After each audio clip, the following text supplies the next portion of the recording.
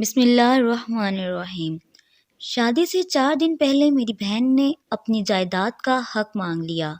کہنے لگی جہیز رہنے دیں، مجھے میرے حصے کی زمین دے دی جائے۔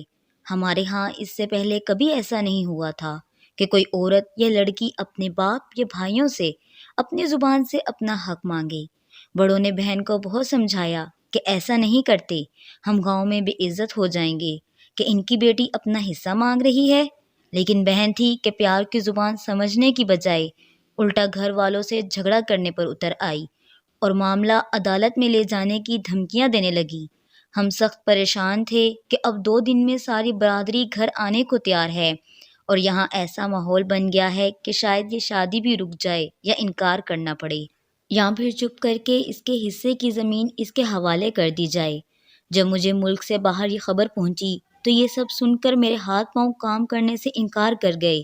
بھوک مٹ گئی، کفیل میرے کام نہ کرنے کی وجہ سے مجھ سے ناراض ہو گیا اور میں خوشی کو غم میں تبدیل ہوتا دیکھ کر نڈھال ہو گیا، کیونکہ میں 9 سال سے پاکستان سے باہر تھا اور اپنی بہنوں کے گھر بسانے کے لیے محنت کر رہا تھا۔ اکیلا بیٹھ کر سوچوں تو لگتا تھا بہن اپنی جگہ ٹھیک ہے۔ جب حدیث پاک کے مطابق شریعت اسے اپنا حق لینے کی اجازت دے رہی ہے تو ہم کون ہوتے ہیں انکار کرنے والے؟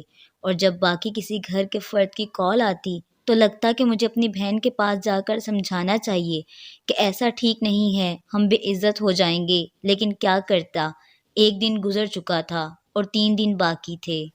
میں نے شام کو بہن سے بات کرنا چاہی تو کہنے لگی اگر تم میری شادی سے پہلے جائیداد دلوانے میں میرا ساتھ دینے کا وعدہ کرتے ہو تو میں تم سے بات کرتی ہوں، نہیں تو دوبارہ مجھ سے بات کرنے کی ضرورت نہیں۔ میں نے اسی شام بنا سوچے ٹکٹ کروانے کا ارادہ کیا اور اگلی صبح جہاز میں بیٹھ کر رات 1 بجے گھر پہنچا۔ چھوٹے سب خوشی سے ملے اور سب بڑوں کے چہروں پر اداسی نے ڈیرے جما رکھے تھے۔ سب مجھے ملے ضرور، لیکن ایسے جیسے میں 9 سال بعد نہیں بلکہ ہر شام گھر آتا ہوں۔ اکیلی بیٹھی بہن کے پاس پہنچا تو میں نے محسوس کیا کہ وہ شدت سے میرا انتظار کر رہی تھی اور مجھے دیکھتے ہی مجھ سے لپٹ گئی اور ہم دونوں بے اختیار رونے لگے۔ میں حیران تھا کہ فون پر بات کرنے والی بہن مجھے اتنی شدت، محبت، پیار، خلوص اور چاہت سے کیسے مل سکتی ہے؟ خیر، ملنے کے بعد ہم دونوں بیٹھے۔ 9 سال بعد ہماری شکلیں کافی بدل چکی تھیں، لیکن دل وہی 9 سال پہلے والی جگہ پر اٹکے ہوئے تھے۔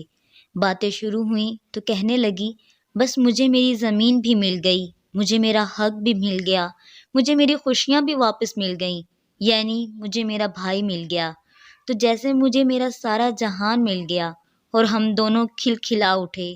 میں نے پوچھا پھر تم نے سارے خاندان کو کیوں پریشان کیا؟ کہنے لگی اگر ایسا نہ کرتی تو جس طرح تم نے ہمیں ٹرک کی بتی کے پیچھے لگا رکھا تھا کہ اگلے مہینے آ جاؤں گا، دسمبر میں آ جاؤں گا، تو میرا خیال ہے کہ تم نے اور بھی 9 سال نہیں آنا تھا، اور یہ ہم دونوں باپ بیٹی کا پلان تھا جو اللہ کی رحمت سے کامیاب ہوا۔ اور پھر تھوڑی دیر بعد میں سارے خاندان کی گئی ہوئی خوشیاں واپس آ گئیں اور مٹھائی کے ڈبے کھل گئے۔ میں نے اللہ کا شکر ادا کیا جس نے مجھے اپنی بہن سے ملوایا، اور باہر نکلتے ہوئے میں نے بہن سے کہا کہ شادی کے بعد میں تیرے سمیت باقی بہنوں کو بھی جائیداد میں ان کا حق دے کر اپنا فرض ادا کروں گا اور تیرے پلان کو مزید کامیاب بناؤں گا۔ سنتے ہی کمرے میں موجود تمام لوگوں کے چہروں پر مسکراہٹ بکھر گئی۔